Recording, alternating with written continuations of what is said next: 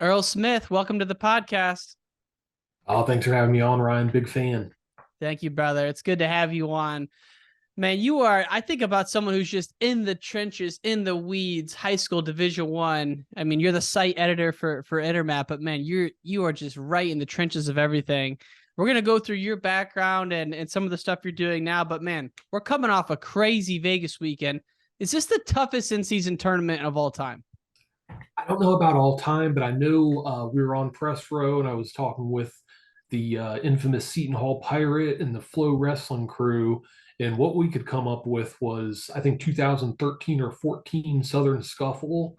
That time they had Penn State, Oklahoma State, and Minnesota, who ended up finishing 1, 2, and 3 in the nation. Mm, I don't think that that tournament had the kind of depth that this one does. I mean, you had like before the tournament started, you could have had 3 out of the 4 quarterfinals at 184 featuring All Americans wrestling. Like that didn't happen, but it could have. mm-hmm. And all the other 8 out of 10 at a certain weight. So I would venture to say, and unless you go back to your old school post grad Midland days, Yeah. it has to be the toughest tournament since then. And it's like, it's crazy. My brother's listening and he knows I have recency bias. So I'm always like, the most recent thing happened, I'm hyping it up. But to your point, the depth of this tournament was incredible. I mean, we had guys who are returning All Americans who were like the 16 seed, high school studs like Braden Thompson, an Illinoisan, and then you look at Meyer Shapiro. These guys are like on the level and they didn't even sniff the podium. It's like Yeah, and that's ridiculous. And you're seeing crazy. like half the 33 ranked guys were at some of these weights, and these in-season tournaments, sometimes first round or two can kind of be whatever they are, but second round, everybody's looking forward to Shapiro and Bryce Andonian, and you have Shane Griffith going down early, and it's just ridiculous. And as I watch all the Stanford guys, kind of they're doing their thing, I'm thinking about Rob Cole, and I'm thinking he's at this tournament with UNC. I don't think they had the best tournament, and I know he's going to build them up. And Tony Ramos, they're doing great things, but you got to think a little bit like Stanford's having this up and coming year, mostly because of Rob Cole's recruiting, I would imagine. And I'm not taking anything away from the guy who's in there now, Chris Harris, but dude, these guys are young and they're killing people. Yeah, I mean, I tracked down Ayers like as the tournament was winding down after Nico Provo already won, and kind of congratulated him, and he said that Rob left me with some good guys, Yeah. so he's not shying away from that fact. That was probably one of the biggest takeaways for me was the Stanford guys. They were ready to go, and Yeah. before the tournament, Tony Rotundo, I tweeted that he kind of warned me, like, watch out for these young guys from Stanford. And then a couple minutes later, Tyler Knox beats Nick Bouzakis. And then, a couple hours later, Lorenzo Norman beat Shane Griffith. So I was like, man, okay, Tony, you're on to something. Oh yeah. No, it's amazing to see that. And like you mentioned, Bouzakis, you see him go down first round, and I'll admit, in my head a little bit, I'm thinking, what's wrong with this guy this year? Like he's so highly recruited, he's so dominant in high school and at the age group levels, but had a couple losses you wouldn't expect. Guy comes back and gets third and shuts me up real quick. Like that's the kind of guys that they got in that room at Ohio State. 7 straight wins on the backside. That is not for the faint of heart. Crazy. Now, if you're, I don't know about you, but I love college football and I love NFL. And on the Pat McAfee show, they have Overreaction Monday. If you had to have some overreactions from this tournament, I got two, but let me hear one of your first overreactions coming out of this tournament. Ooh, okay. Man, I'm really, really thinking twice about, and maybe this was kind of Iowa State. I watched younger Bastida, and was like, I think he's one of the guys up at, heavyweight. And then he kind of proved it. So I Yeah, really want to see him against your Hendrickson, Kirkfleet, because, he's definitely a title contender. he's special and obviously a folk style title contender, but I'm thinking 2024, 2028, he's going to be deadly in freestyle because what he did when he lifted Was that Davidson? Yeah. High crotch, folks. You got to go back and watch this. Flo has all the matches in the finals against Michigan. Stud wrestler in Davidson. Younger literally is kind of backing up. You think he's going to get hit for stalling, pops a little high C. One arm lifts the dude up, like with his back. Mhm. It's like, how strong is that guy? Yeah, and then I guess kind of carrying over from the All-Star match, I had a thing. I'm always cautious doing rankings when you have a guy from a smaller school, smaller conference jumps into Mhm. Big Ten or one of these big schools, and Isaac Lennox from Oklahoma State. He was All American at Northern Illinois last year, and he goes and beats Steen Hamity at the All Star Classic. That was a guy that beat him last year. He beats Cam Amin, who had beaten him twice the previous year, and Wow. beats Ramirez, who beat David Carr in the semifinals. So like he's legit title contender. We got Keegan O'Toole there. We also got Carr and Amin and all those guys still around. So I wouldn't have pegged him as a title contender before the season started, but he's made me a believer. And he looks like he just has that Okie State style from the late 90s. Like he looks good out there in the orange. He's got that movement. He just looks like he's been there 5 years. And yeah, his confidence level, I don't know if it's confidence, whatever it is, dude's jumped big time in just a 6 9 month period. And that's not taking anything away from my guys at Northern Illinois. Because I know they found this guy and built him up. But hey, man, something's going on down there and he's wrestling with a chip on his shoulder. Yeah, he really is, and he was like, "Hey, I got a good slide by. Slide by is my move. Everybody knows it's coming, and Man, I'm still gonna hit it basically." he hits it from no matter how deep the guy is too. Like yeah, he's impressive, man. He really is. Yeah, that was such a crazy weight. Cam Amin taking fourth, David Carr taking him out. The Julian Ramirez situation was interesting. I'm thinking Ramirez, not Foca, right?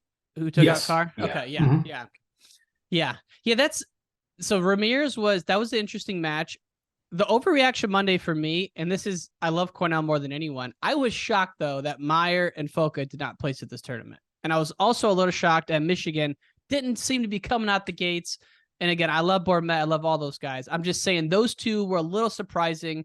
On the flip side, Iowa State wrestling is such a fun team to watch. Like I love this team. I just they just get after it. I mean, they won the whole thing, and Nebraska's always consistent. But I would say those two guys for Cornell not placing were kind of shocking to me. Yeah, I mean, in my preview, I didn't care how stacked the weight was. I picked Shapiro to make the finals. Right. And then he goes and majors Bryce Andonian, and Bryce has Looking a good. unique style where he can put himself in danger. So that is makes him susceptible to giving up points. So but at the same time, I was like, he is the real deal. And then, he loses to Cardenas the next match. And yeah, I was very surprised about that. Foca as well. Um, I don't think I mean, from what I understand, it wasn't like all year that they planned to go 84 with him. Mm-hmm. So I don't know if he's not totally filled out for the weight or what it is, but I definitely assumed he would be a title contender at 84, and two losses in the first 2 days of December doesn't mean he isn't a title contender, but at the same time, kind of Right. surprising, like you said. Well, two guys who you thought could win the tournament, and not I thought maybe they medical defaulted. They both wrestled and just couldn't get anything going. I mean, I know they'll turn things around up there in Ithaca, but and for folks who listen to the podcast who are more the traditional wrestling fan and don't know some of these high schoolers, talk a little bit about Meyer Shapiro and why he's so highly touted. What's his background? Yeah, he's world champion at the U17 and U20 level. And, when he won this year, it wasn't particularly close in any of his matches, I don't believe. And, he made the team beat Antrell Taylor from Nebraska, who had a really solid redshirt season last year. So I don't know, just from what I've seen, from what I trust people, from people I trust, what they're telling me, like it was kind of like this is the next Yanni Dake, next in your list of Mm-hmm. Cornell studs. And again, there's nothing that says he can't be, I think it always makes you appreciate Cale Sanderson's record for, even more when you have one of these guys, because, Yeah. Shapiro could very well go and win 4 titles. There's nothing that says he can't right now, but at the same time, going 159 matches without just one little bad weekend, one little hiccup is ridiculous. So, Yeah. but yeah, I still expect him to be a guy. He was the, Willie Matt Scouts had him number one in the class of 2023. And, Wow. Across all weight classes. yeah, across all weight classes. Had Wow. him one, I think Christian Carroll two, and Brady Thompson top five-ish as well. Yeah. And that's what I mean. Like the sky, like he's on the level of a Messon Brink, a Levi Haynes. Like he could easily win it, and it's not going to surprise anyone. And what's even more strange about it is he does what he does to Andonian, who's a really tough match. I mean, that guy is just wild. That guy is freaking crazy. And then yeah, Majors Andonian, and then had a tough couple of matches. So we'll see how he rebounds. I think they're going to the Frank's National Duels event, Cornell, Yes. right? Yeah. Yeah. So they'll be there. They've got uh, relatively quick turnaround, get some good duels down there. So, Mm-hmm. and again, these labels, number one overall recruit, next Yanni, next Dake, whatever, probably not fair to, a high school kid, first year freshman, Mm-hmm. still trying to establish himself. And, there's a ton of pressure. I'm sure he puts pressure on himself too, but, we'll see. We'll see. It'll be good. A lot of season ahead. And I think to your point about the Kale comment, the other thing that gets me is that this year is so deep. I mean, literally from week one, when I barely tune into the opens, I'm not as diehard as like guys like you are. I've been following every week, and it's been awesome since that first Clarion Open weekend. It's been an amazing season so far. Yeah, no, what I really like is, I loved having the fifth and sixth and seventh year guys. That was cool. They missed out on their tournament, so you give them the extra eligibility. But now we're seeing these weight classes clear out. We're seeing the some of the 3 and 4 and two-time champions moving out and having these weights like 125 where there isn't a Spencer Lee, Patrick Glory, Nick Suriano at the top of these weights where anything can happen. Mm-hmm. A guy that's ranked number 20 could beat the guy that's number 2, and I wouldn't be that surprised about it just because that weight class is really solid. So I think you're seeing that across a lot of these weights where there isn't that one dominant guy, 1, 2 dominant guys. Now up top, upper weights, you have Penn State, and they kind of fit the bill for that comment. But otherwise, and it has been really exciting. Oh yeah, and you look at 197. Is Trent at 197 or 184? Yeah, 97. So him and Brooks is going to be a showdown. I also think Younger and Greg is going to be a good match, and I know Hendrickson's out there as well. But you talk about Penn State's upper weights, like there's not many guys in the whole country that are going to challenge those guys, but there are a few challengers. Trent's definitely going to have something to say about Brooks and Younger and a couple of guys at heavyweight. 174, I don't know on that one. That might just be a clean sweep. I don't know on that one. Who's Yeah. who's 2 right now? Right now it's Makai Lewis and Saw Shane how that Griffith. went. Yeah, and Shane Griffith dropped a little bit. Yeah. He was 3, so yeah, that one. If I had to say, who I was kind of most confident about coming out on top in March out of any of the weights, I'd probably have to pick Carter at this point. Yeah. And if you look at outside of the Vegas stuff this weekend, and there's a tremendous amount we're not hitting on that we may circle back to. The other big match, Penn State Lehigh out east, you got to give it to Croca, man. This guy's coming up and he's taking no prisoners. Yeah, I mean, just I don't know, an hour and a half ago, I released our national rankings, and I have him at number 1 now. And I think he's earned it at this point with obviously the Vito win and Aaron Nagel, Big Ten finalist, All American, and if you look at the schedule, they've got Oklahoma State on Friday. They're going out to Oklahoma State. Now, Dayton Fix was kind of a last minute pullout at CKLV. So I don't know if he's going to be wrestling, but that's just another one. He has a list of these guys that he can hit all before the new year, which Mm-hmm. is pretty ridiculous. What's his background? He was I think he won the Super 32 as an eighth grader, and he won it a couple times. Dealt with injuries, I think his last 2 years of high school, so he wasn't on the scene doing all the big tournaments as much as some of the other guys. So he kind of drifted down the rankings a little bit, kind of gotten overlooked, but he's from Lehigh's backyard, local kid, and he's been one of the best in the country whenever he's wrestled. Man, he is like he's got such a crazy scrambling ability too. Like a trick leg, like in one of the most extreme cases of it. Trick knee, trick leg. When people get in on that shot, he just goes right to it. I mean, especially against Nagao, you saw that. I thought he was gonna blow his knee out. Yeah, I know you get kind of scared for these guys in the Oh situations my like that. god. I was just kind of, I can't remember who I was talking to, but we were just watching these matches in Vegas, and I think it was freshmen, and just the technical wizardry of the scrambling and the Yeah. stuff like that. It's just amazing. Well, you look at, anytime it's early folk style and we're used to watching freestyle all summer, you really take for granted how hard it is to score a takedown in folk style.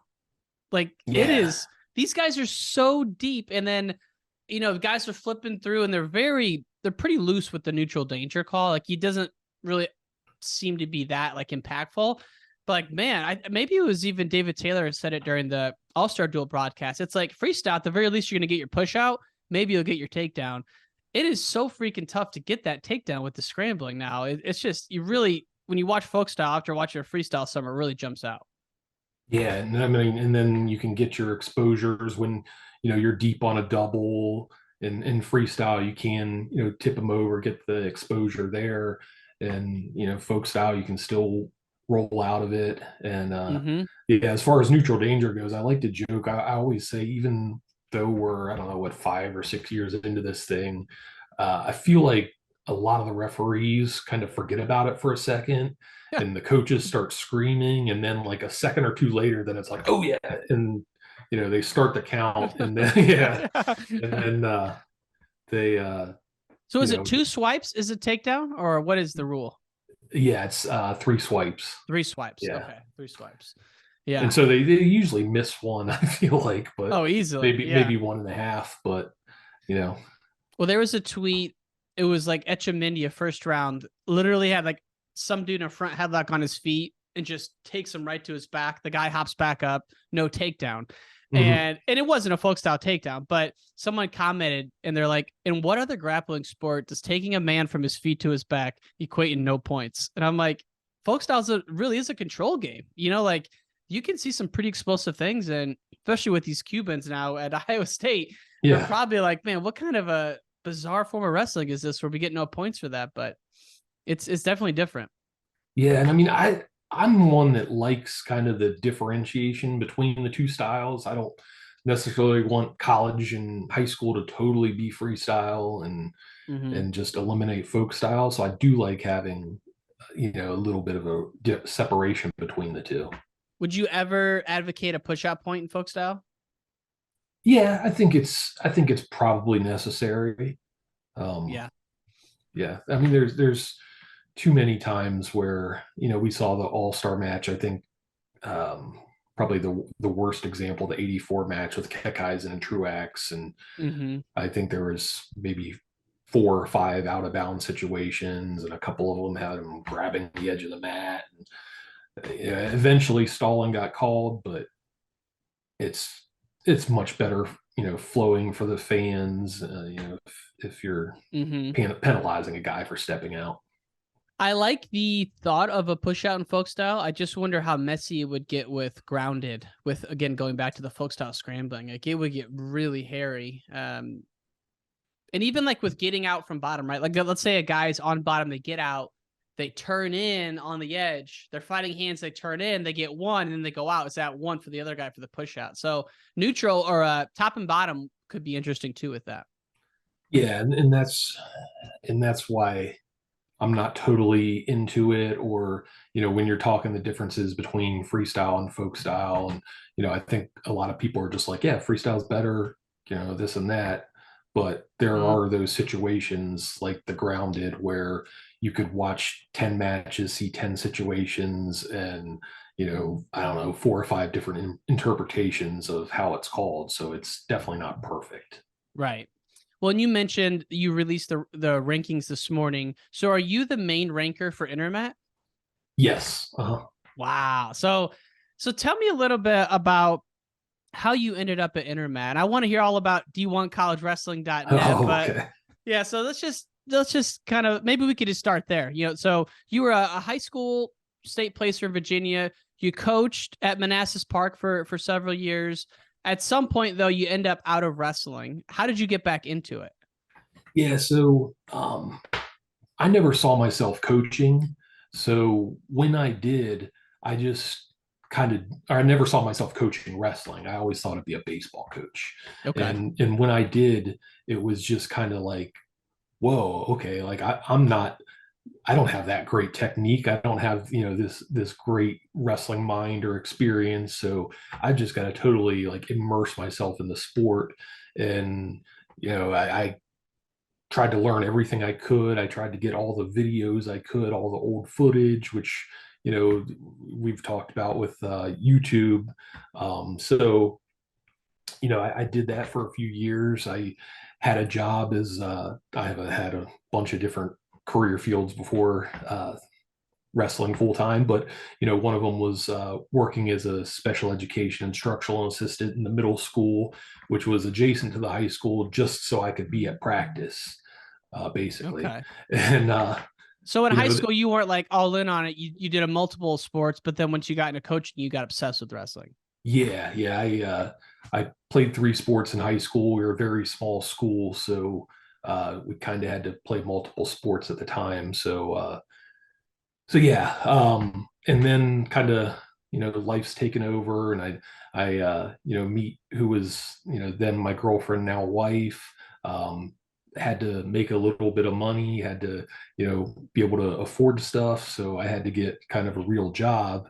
Um, Mm-hmm. and usually those things can be difficult to get to high school wrestling practice at 2:30 every day. So I kind of just decided like I need some sort of outlet to channel my wrestling nerdiness and my wrestling obsession. So I just started this website called d1collegewrestling.net in the summer of 2007. And at that point, Flow may have been Martin in a van. Like Flow was just getting started as well.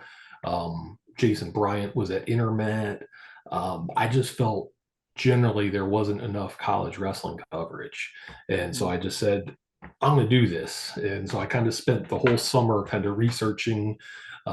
Basically, I thought, out of the message boards, when I go to the message boards, what are the things that fans want to know about? Your team's lineup, recruits, scheduling, rankings. And so Okay. that was kind of like the hallmark of what I built the site around. And I did about everything that I could like on my own, and had this thing live and ready to go. And I hit the live button, sent emails to every sports information director, to every coach in the country, saying, it's my website. I'm going to cover college wrestling from now on. And it was funny because I remember it to this day. I was out at dinner at a Pancho Villa's Mexican restaurant with my wife, and she kind of was like, you're really quiet. What's going on? And so I was like, because I hadn't told her what I was doing. I was like, okay, so, over the past however many months I've been doing this, I built this website. And she was like, okay. And I'm the idea guy. She's like the implementer, and like she's definitely the one that's going to get things done. So she was like, what do you plan to do with it?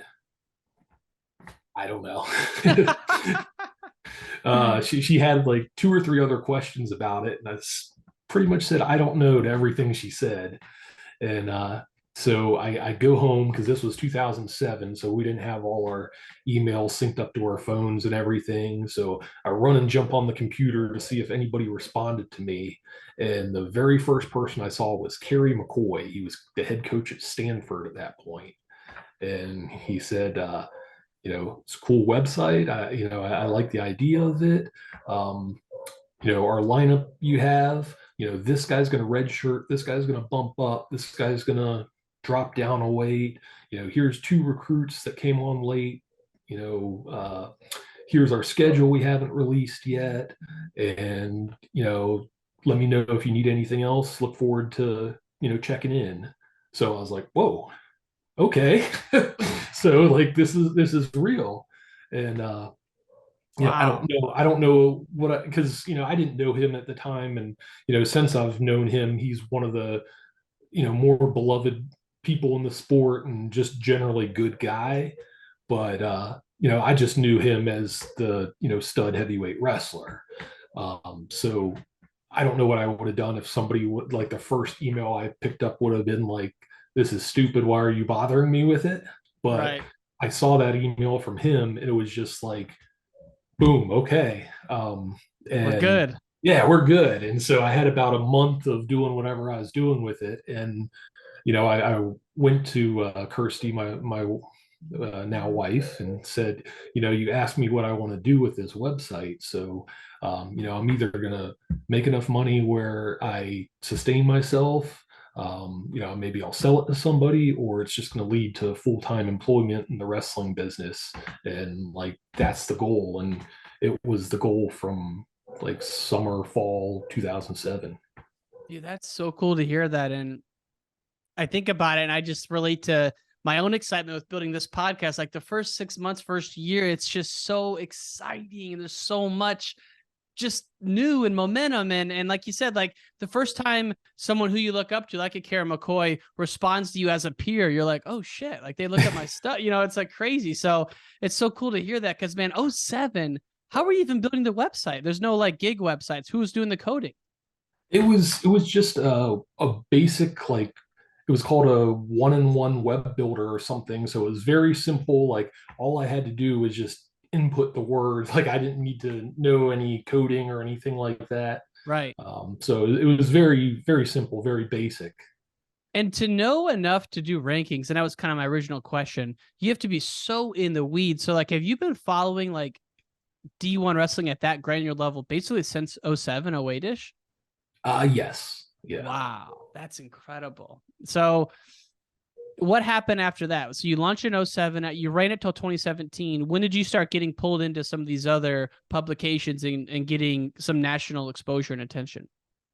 Yeah. So I mean, I did it from that time you said, in 7 to 17. That's 10 years, and I kind of hit the wall at that point. You know, I talked about Flow being nothing in 2007. Well, 2017, they were kind of on the path to the site that we know now. Others kind of popped up.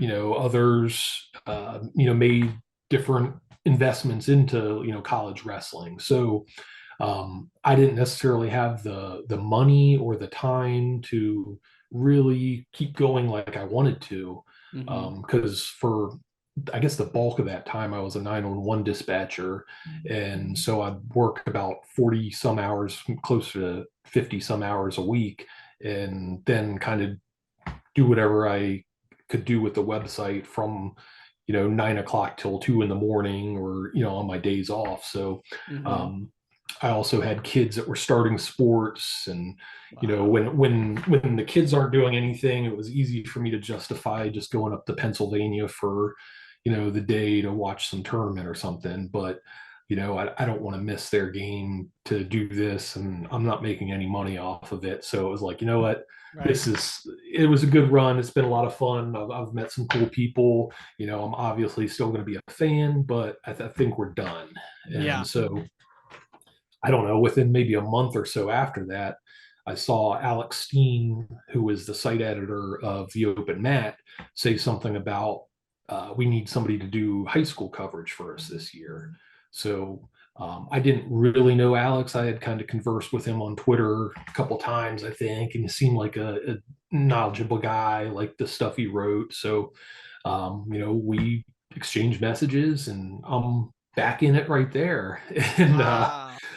it was funny because it was kind of like a breath of fresh air because I've been following college so hard, and then it's high school, and it's just kind of a different animal where if you're following recruiting for college, let's say you're kind of focused on, let's say, the top 200 guys. But if Hmm. you're doing high school rankings and you're doing them right, you need to know the fifth place guy in Illinois, 3A. You need to know like pretty much all the Pennsylvania state qualifiers and California and stuff like that. So it was just a different level. And I'm the type of That's person, crazy.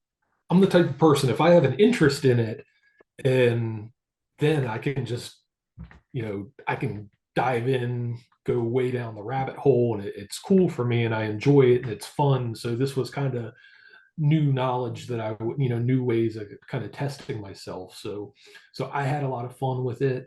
And, we kind of had hopes of, him doing college, me doing high school, and really kind of kicking ass. And, the management didn't want to bring on anybody full time. And it just so happened that he had something going on outside of wrestling. So at the end of the 2017, well, I guess it was 2018 season, he stepped down and they brought me in as the site editor. So that was it was pretty cool for me because that was 2007. I said that this was kind of a goal of mine, and I got kind of close in 2014-15 of that happening, but it did then. What happened in 2014? Willie was at Flow, and he contacted me, and that was when he was moving on to kind of oversee a lot of the combat sports. So he asked if I wanted to come on to run things, and basically it was I can't move from where we're at right now. There's some family stuff going on where I could not go to Austin, Texas, and I kind of left it as like, if you change your mind, then let me know. And I think he kind of was like, if you change your mind, let me know. So that was kind of it, but I guess it kind of planted the seed. Did you know Willie before that? Yeah, I think it was 2010. I want to say the NCAA tournament. I happened to be sitting next to him. He was I don't know whether he was working full time for the Open Mat, or I don't know what he was specifically doing, but he was covering the NCAA tournament, and he was sitting directly next to me, and that was kind of him breaking into the game. So Mm. we were talking as much as you can talk for 3 days at the NCAA tournament, sitting next to each other, and Twitter stuff and stuff like that. So we had always kind of um, at that point hadn't been like best friends or anything, but we liked each other, respected each other, and had open lines of communication. Doesn't it kind of just make you sad nostalgic to think that Willie used to be on FRL every day? That's Yeah, just so it's hard for me to think about now. It seems so long, but it's yeah, like, it seems like a million God, years ago at this point, but oh, someone like him, someone like you guys are just so into it. And like to follow it at that high school level is just such another commitment. I mean, it's like I go out to bars with my friends, like, oh, you're a wrestling diehard. And I am, but like what you guys do, I don't think people realize how much time and commitment you put into it. And so it's funny you said Willie tried to bring you into Flow because, lo and behold, 2021, he buys Intermat. What happens next? so at that point, I guess we were closer. I know when he had the announcement he was leaving Flow, I sent him a message and said, I'm sure you have something in the works, but if not, I'd love to try to figure out a way to get you with the open mat. Um, so he had his thing with Rockfin, so he Mm-hmm. started that, was doing well, and we had this group chat of a bunch of friends, and at one point he's like, "Hey, I hear they're selling Intermat. I should buy it, and we should all like run it together. We can all be on it together." And it got a laugh or something. It was like, "Yeah, that's great." And so then I don't know, maybe a month or two later, um, he calls me up and he just says, I've got something to ask you, but please, I don't want you to be offended. So Willie's saying this, I'm like, oh man, this is going to be bad or weird, or I don't know where he's going with this. But he's like, you're doing well at the open mat, but would you ever consider leaving? And I always keep my options open. If something good pops up, you never know. Mm-hmm. So he's like, okay, well, I have something kind of in the works, and I just wanted to know that before I proceeded any further. So, okay. So then, another week or two later, calls me up. Hey, I'm in the process of buying Intermat, and I want you to run it. And I don't want to go through this if you're not in.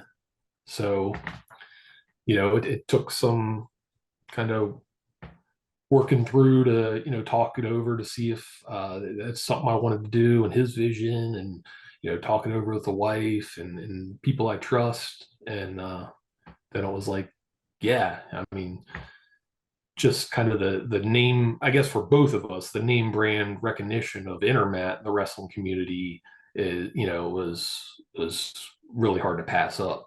Mm-hmm. And it's especially when you're going into it with someone like that who's so committed. And, for you, a side editor, like talk us through like what does your week look like? Are you responsible for articles on the site? You're obviously responsible for rankings. Do you guys have interviews you're doing? I saw there was like a Big Ten preview podcast. What does that look like? Yeah, so yeah, I'm responsible for the day-to-day operations. And when Willie hired me, he said, I want to give you a good team. I want you to do the things you're good at. I don't want you to burn yourself out writing. I want you to be, you know you're going to be best when you're fresh. So um we do have a great team around us, and Mm-hmm. so excuse me, I'm coordinating with them, scheduling content, and doing rankings every Tuesday, and posting the articles, editing, writing my own content. So kind of a little bit of everything. It's cool to think about. You're like every week designing content for all levels of wrestling and for the entire website. And it's like you guys are putting out content. And what I really like is that each kind of conference has you have someone covering that, and it's just really, you can tell it's in the weeds content. Tell me about the rankings, because that I can't imagine what kind of flat comes with being a ranker. Sure. I mean, you've been dealing with it for a long time, but Yeah, I mean, it definitely does. And I try to remember that it's you know on some level it does impact the wrestlers out there, and the coaches, and jobs and livelihoods, and stuff like that. So it's definitely not something to be taken lightly. um but yeah, it definitely has, you rank this guy high, then this guy's going lower because of it. So mm-hmm. there's generally might be somebody unhappy. Basically, I try to be as straightforward as possible with if anybody has questions about it. And I also, I don't know, I think I like to, I guess, every situation is different. There's going to be certain weight classes where this applies and certain weight class where that applies. Mm-hmm. I mentioned 184 earlier. You had Keckeisen win, and Truex wrestled and won his duel. But like a lot of those guys after them, like you mentioned, Foca and Trey Munoz, those were Ray highly ranked Munoz, guys. another Yeah, guy. Yeah. those are highly ranked guys that didn't place. So I'm going to handle that a certain way, but this other weight class, there may not be the same rules that apply to it. What I have found is if you have a hard and fast rule, like I never take a guy off of number one if he didn't lose. Like that's generally a good rule of thumb, but you're kind of going to box yourself in at some point. There's going to be, Yeah. some situation that comes up that you can't really foresee. I know, and I'm not trying to throw any shade or anything, but a couple years ago with Flo and the RBY DeSanto match, where RBY takes him down to his back twice, and then DeSanto defaults out of it. Their kind of line at the time, I don't know if it still is injury defaults don't count. We're not counting those. So generally there's Yeah. some times where like earlier this year, Ja'Cory Teamer, hits his head like 30 seconds into the match, scoreless match. To me, that's that's nothing. But when you're got multiple takedowns to the back, like I'm okay with saying I'm Yeah. counting this as a win for this dude. That was such a weird match with that pulling that knee out to the side like that, and then the injury Mm-hmm. default for 6. Like that was great. I was there for that. That was insane. What about what'd you do this year when let's say you had Vito 1, Fix 2. When Vito lost, did you move Fix to 1 or Vito? Yeah, I did move Fix to 1, and Because the other guys put Crocum at 1, which I love yeah, Kozak. That's a little aggressive though to bump him over Fix. and I thought it was aggressive as well. And what I would say to people with that is really it's an imperfect situation with no right answers. There's definitely, no matter how you go, I consider, do you keep Vito number one? I hate when that happens though. I Yeah, hate when people do that. When wrestling does that a lot. I did that last year when Yanni lost because I was like, you know what, he's lost or he's won 75 matches in a row.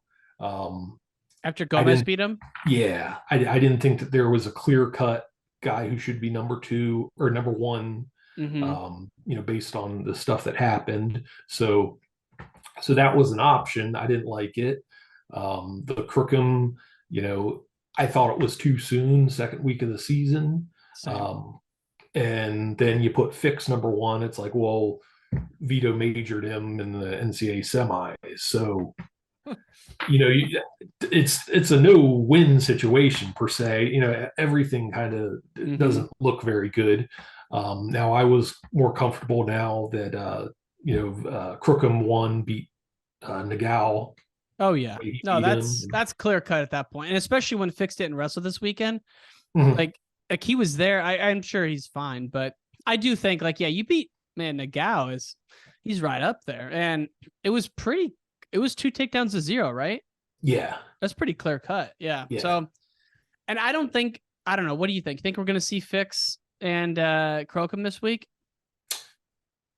I don't know what to think because I know last year I interviewed Fix after he won the Southern Scuffle. And I don't know if you remember, but the Scuffle was kind of when everything came to a head last year about people ducking and missing tournaments because there was a lot of guys between Midlands and Scuffle where their teams entered and some of the better guys didn't Oh yeah. wrestle. So there was a lot of talk of it. And I asked him about it. And he basically, said, Coach Smith said it's on the schedule, so we're going to wrestle.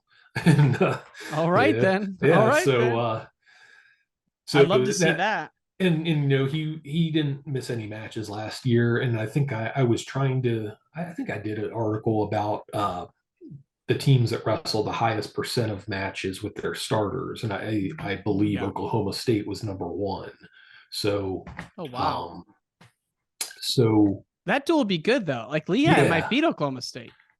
I mean, Yeah, Maybe it, not, but yeah, it's hard to say with starters not being there or being there, so, and definitely if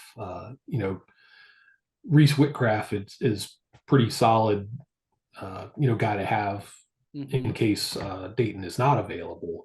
I don't know. I guess if I had to, I'm kind of jaded, I guess. So I would say I wouldn't expect it, I guess. And if it happens, I'll be happy and surprised. That's kind of how super I, happy. I I tend to think about these things now. Mhm. Yeah, I think this year's been a lot better than last year. What about this new rule change? So think about Shane Griffith. He medically defaulted out, right? Yes. So does he have a loss now because of the new rule? Supposedly that counts on his record as a loss. I don't necessarily know how that's going to work. I mean, the big thing is NCAA seeding and stuff. So Okay. I don't So like I as don't a know how ranker, they're gonna. do you take that as a loss though, as a ranker? Because I would think probably not. No, I'm just counting matches wrestled. Yeah. Um, but I don't know how the seating committee is gonna.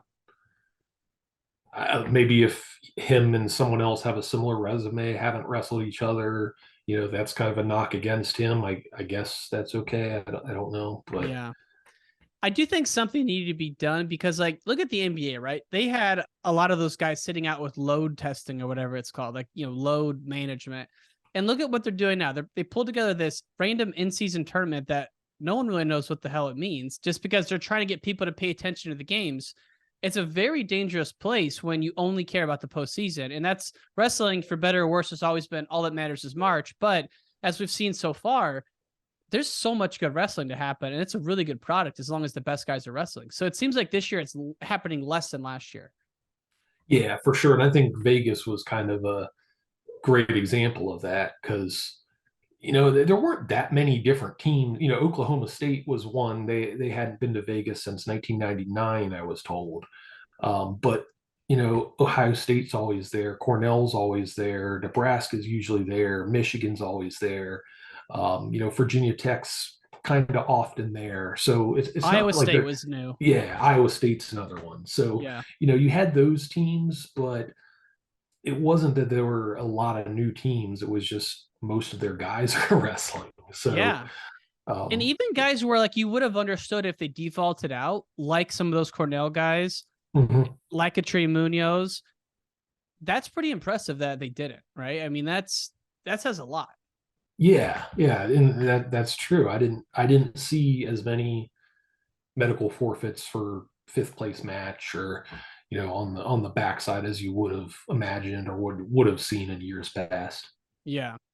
Well, as we look ahead, one thing I wanted to ask you before we get back to current events, though. All right, so your YouTube channel, you have the most incredible vault of semis and quarterfinal matches I've ever seen. How did you come by those? Were you just like sitting on the floor at all these nationals recording? No, no. So when I said that I felt like I didn't, wasn't knowledgeable enough about the sport, I just went on eBay in 2007 or no 2004 ish, and Wow. found like, hey, 2005 NCAA semifinals, and for people listening that may be younger, at that point you only had the NCAA finals on TV, and Yeah. you go back a year or two, like some of it was ESPN like cutting out half the matches, Mm-hmm. and so you know it was hard to find some of these matches. So I thought it was great, and I bought a couple of these, and then like I kind of got friendly with the guy I was buying them from, and he had stuff. And Nice. so I was buying more directly from this guy, and then I found that the NWCA would record these matches mat side, like you've seen in the quarters and semis, and then sell them to the public the year after the tournament. So then I was just buying them directly from the NWCA, and I think they stopped that around 2013 Okay. because my collection of that type of stuff dies right there. So, story about that. Um, I was doing some sort of a project. trying to think what it was, maybe 2016, 17 ish. And I was talking to Jake Herbert. And so I was asking about specific stuff in his career. And I mentioned the Big Ten finals when he pinned Mark Perry the year that Perry was at 74. Wow. So Wow. I asked him about it, and he's telling me like, yeah, it was the greatest. I pinned the Iowa guy and made him cry, and it was on my birthday. And he's like, I'm I've had a bounty on that match for the last 5 years. I've been trying to find it. I've talked to Bader and Flo, and nobody has it. And I was like, well, I watched it last night. I can get you a copy. And so he was like, yeah, that would be incredible. So I sent him a copy, and then I actually sent him through the mail a physical copy of it. And he texted me afterwards and was like, what do you want me to give you for this? Like, I was going to pay $100 for it. Oh my God. Let me give you $100. And I said, man, I can't do that. This is your memories. This is your deal. Um, you know, if you have a double leg ninja shirt, I'll take one of those. And he said, done, no doubt. And so I get this double leg ninja shirt, and he had like a little card in there, and it said, thanks again, this and that. And he's like, you should do something with your videos. You're sitting on a gold mine. So I was like, you know what? Yeah, maybe I'll just start posting these stuff on YouTube or whatever. So that's kind of how that started. I'm so glad you did, because some of these, and it's not like the matches have any, like, there's no scoreboard, there's no announcer. You just got to hope the camera pans to that side Yeah, scoreboard. it's But got there's the right like, angle. oh, like Abbas Jurgens is like one of my favorite matches. That's one of yours. I mean, there's so many on there. So it's awesome to see that. And it's like, it's funny how when you get into wrestling more and more, like you start seeing people like, all right, you see your name on YouTube a bunch. And then I see you on Twitter, then I start to cross-reference it. Then I'm like, oh, that's the Intermat guy. It's like, as you get deeper into it, you just start finding these connections. So I had to ask you about that, because I love those videos, man.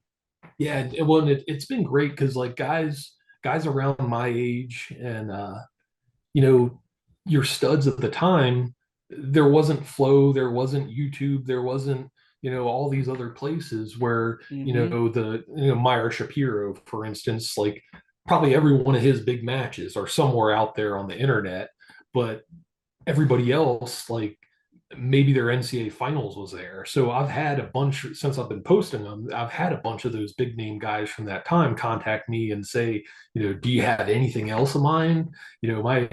My kids, want to watch my matches. I don't have anything. Right. And there's one still, Eric Larkin. I posted like one of his quarterfinals or something, and he reached out and said, "Do you have my finals match?" And I was like, "Yeah, I got it." And he's like, no, not the ESPN version. The ESPN version cut out the first period, and that's when I got like 2 or 3 takedowns. That's when I did all my good stuff. That's so So annoying. so to this day, it's like this guy's a Hodge Trophy winner, and would be like the biggest superstar in wrestling. If he were in college right now, he doesn't have a copy of his NCAA finals match, like That's the real match. that So that era though. Literally, like if I have a guest on from the late '90s or early 2000s, sometimes you can't even find a Google picture of them wrestling in college. yeah, I mean, there's for sure. nothing from that era. So, wow, that's. I wonder who he wrestled. I'm sure he had some battles with Lawrence. I can only Oh yeah, imagine, like those yeah. guys. That was kind of Yeah, the big rivalry at the time.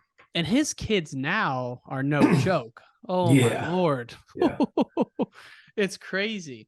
yeah. He's Now, crushing it. yeah, I mean, and it's just the whole Valiant Prep thing is so cool. Like what they're doing on there is amazing, and it's I hope more states adopt that. Couple rapid fire for you.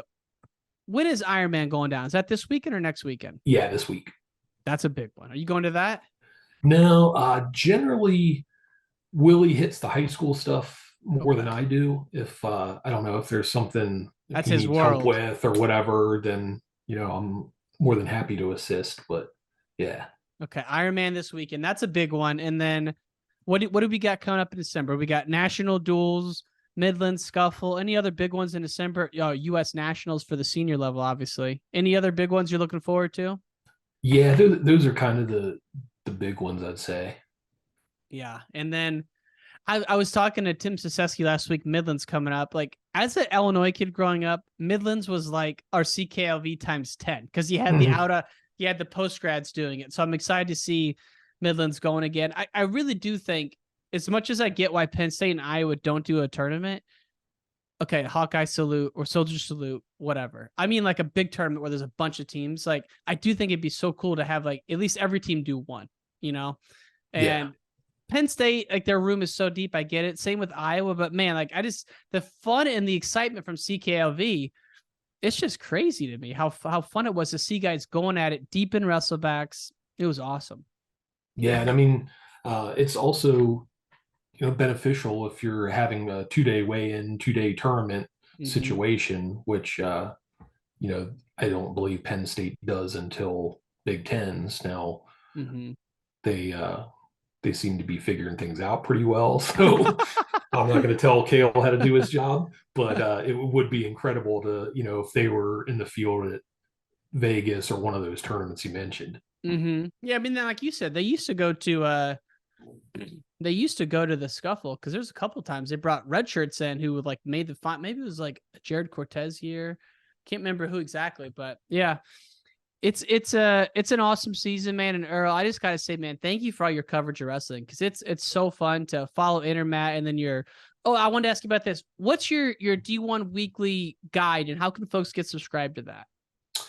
I post it usually if it's kind of a normal week, I'll post it on Wednesday.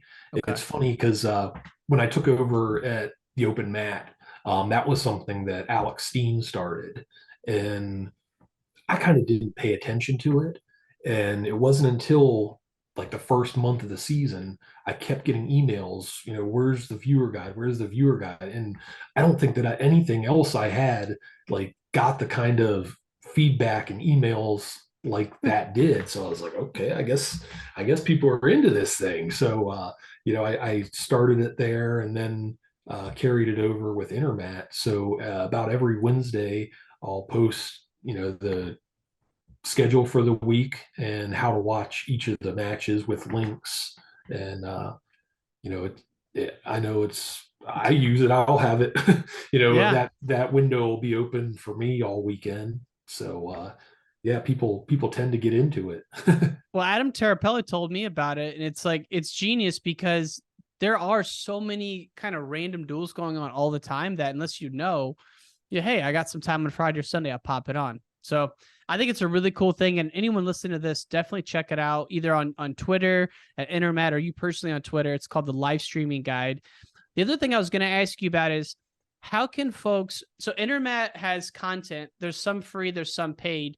The paid content is what keeps the lights on, I'm imagining. So how can folks sign up for that and what do they get with that paid content? Yeah, there's two options. There's $50 yearly or $10 per month. And we have a tab on the site to get to it. And I try to keep results and some of the conference correspondence content under free.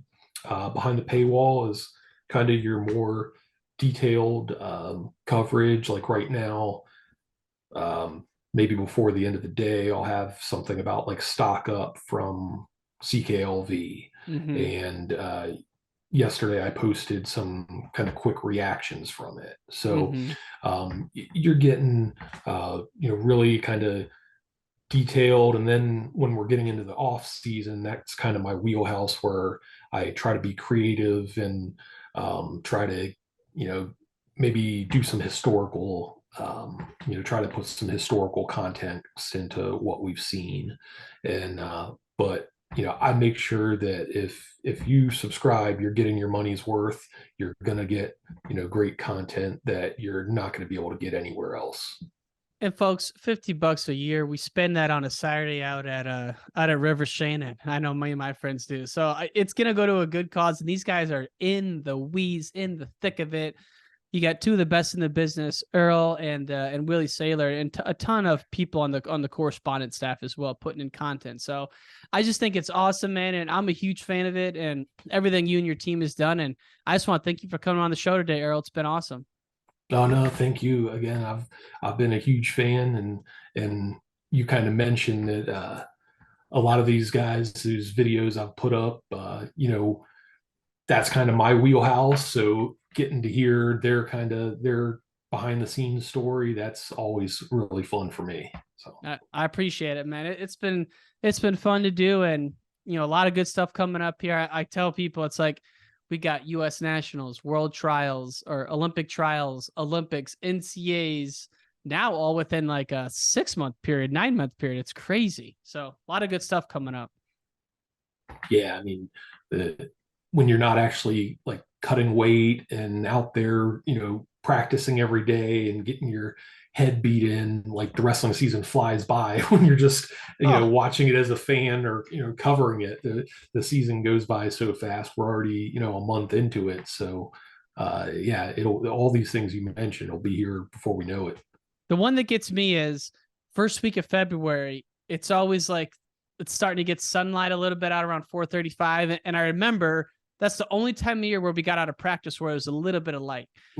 So I'm like, but it tells me first week of February, that's regionals in Illinois, which is basically end of the year. So it always just hits me a gut punch. February, first week of February, I'm like, how is the state series already starting? Because high school in Illinois goes really fast.